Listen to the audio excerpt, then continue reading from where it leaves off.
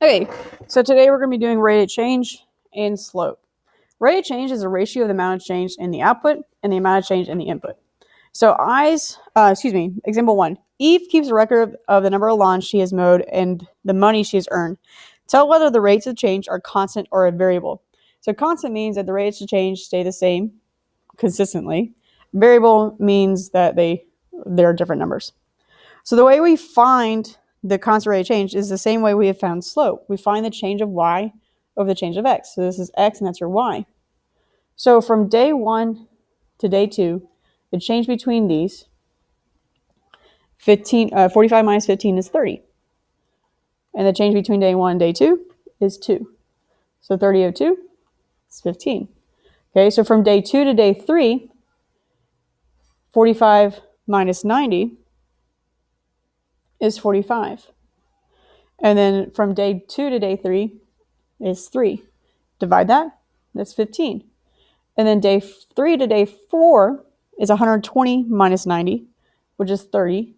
And then day 3 to day 4, x is 2, which you divide it and you get 15. So the constant rate of change is 15, and it's a constant. It's not a variable because the ratios are all the same.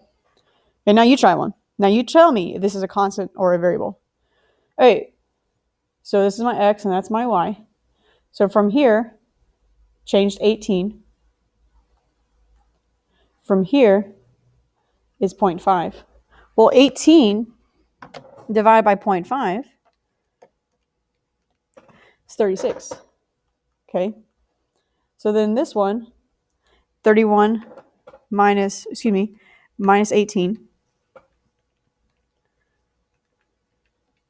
is 13. Okay. And then from here, 1.5 minus 0.5 is just making sure I'm thinking clearly because it's late in the day, is 1. So 13 over 1 is 13. These are two different answers. So that means it's variable. All right, let's try another one. So using graphs to find the rate of change. Use a graph to show the distance Nathan bicycled over time. What is Nathan's rate of change? Find the rate of change from hours 1 to 2. So 1 to 2 is here. I'm going to write the points. 1, 15, 2, 30. All right, so the amount of change between here is 15.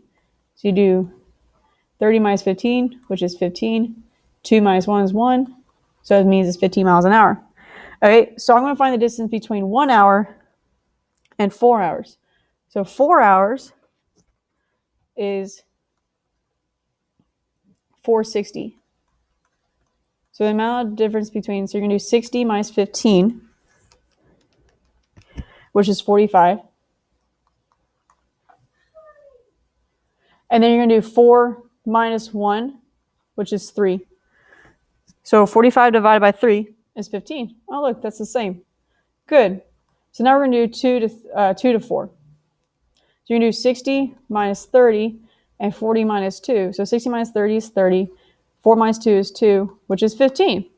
Recall that the graph of a proportional relationship is a line through the origin. Explain whether the relationship between Nathan's time and distance is proportional. It is proportional because for 1, it goes through the origin, and 2, the rate of change, which we've also been calling slope, is the same.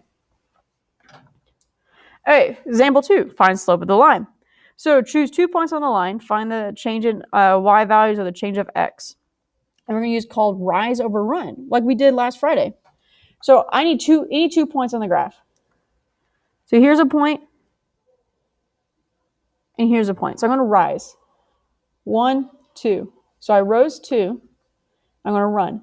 1, 2, 3, and I run 3. So my slope will be negative 2/3 because I ran to the left. Remember how the slope's going downward? So my slope will be negative. Okay, now you try one. So the graph shows the rate at which water is leaking from a tank. The slope of the line gives a leaking rate in gallons per minute.